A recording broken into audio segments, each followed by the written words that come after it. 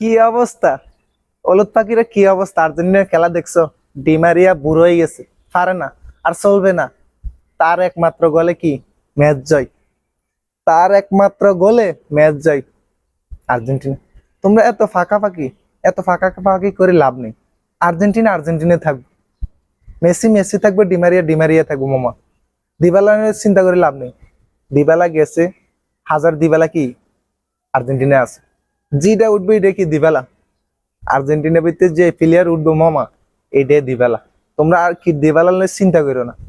Dybala লয়ে চিন্তা করার কোনো কারণ নেই।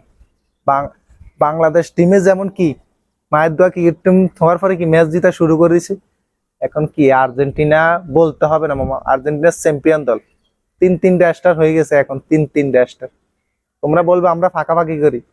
আর্জেন্টিনার ভক্ত যারা আছে, ফ্যান ফলোয়ার যারা আছে, তারা ফাঁকাফাঁকি করে। তোমরা বলবে এটা না মামা, আমরা ফাঁকাফাঁকি না।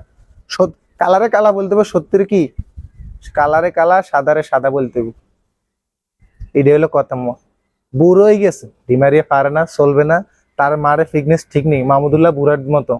কিন্তু মামা এখনো কি তার গোলে আমরা কি এখনো জয় হইতেছি। তার গোলও কি এখনো আমরা জয় হইতেছি।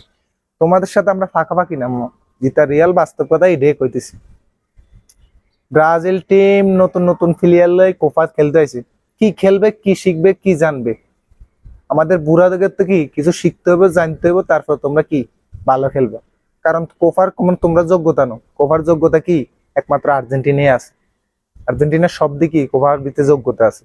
তোমরা কি জানবা, কি শিখবা, কি খেলবা?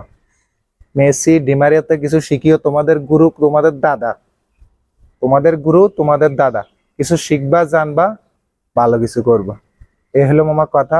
তোমরা খেলা দেখো, প্রস্তুতি ম্যাচে কি করলো আর্জেন্টিনা।